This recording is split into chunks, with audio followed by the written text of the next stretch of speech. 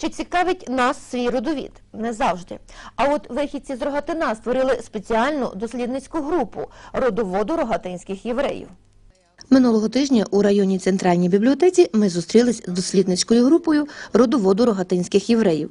Ця група включає понад 100 членів з усього світу, зокрема Сполучених Штатів Америки, Аргентини, Панами, Ізраїлю, Австрії, Нідерландів, Бельгії. Вік членів групи від 20 до 80 років. Переважно це діти або онуки тих, хто раніше проживав у Рогатині. З якою метою ви приїхали сьогодні у Рогатин? Ми приїхали сюди, щоб представити нашим друзям це місто. Я вже був в цьому місті раніше, а наші сім'ї тут колись жили перед війною. І для того, щоб упорядкувати і, можливо, допомогти зберегти місцеву історію, то що лишилося від, так би мовити, пам'ять наших предків. Як давно виникла ідея створення такої групи і хто взагалі-то ініціатор?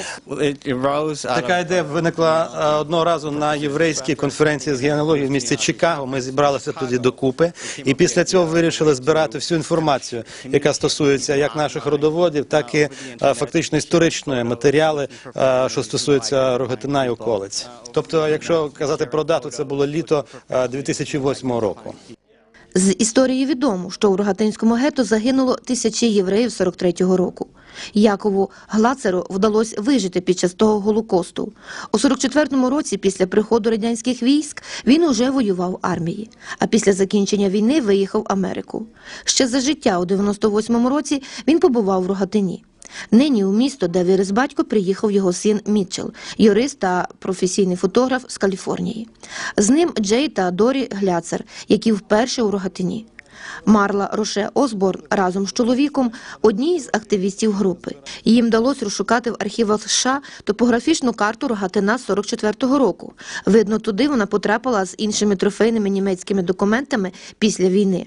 Разом з картою привезли репродукції чимало поштових листівок панорами Рогатина періоду Першої світової війни. А ще їх цікавлять усі документальні записи з найдавніших часів. Марлі та Джейн Осборни уже кілька місяців живуть в Україні, шукають в архівах Львова, Варшави записи з Рогатина. Я так розумію, що сьогодні у Рогатин ви приїхали з конкретною метою. Якою саме? Одна з цілей – це привезти було 2 людей, які тут ще ніколи не були.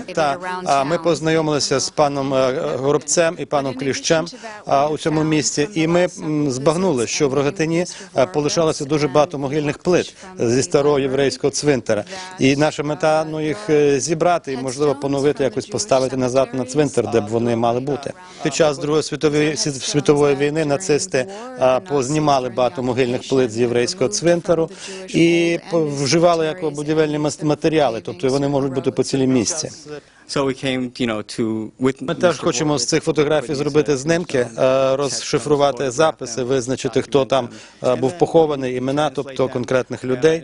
І потім, якщо нам буде відповідна якась допомога ще з боку місцевих жителів, перенести назад ці пам'ятники на новий єврейський цвинтар, який знаходиться там біля лісопилки.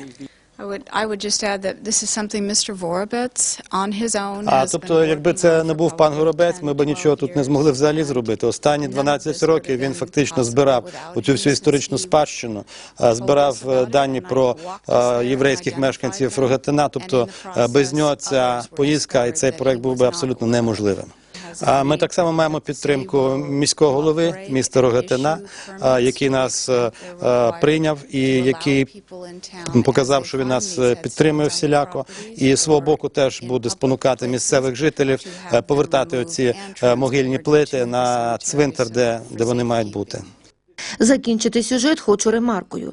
Нещодавно ми робили матеріал про неупорядковані старі могили на міському цвинтарі, до яких в нікого не доходять руки.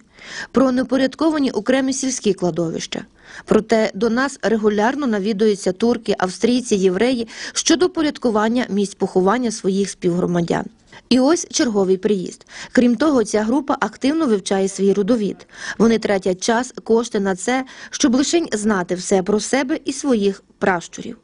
А запитайте самі у себе. Свій родовід ви знаєте?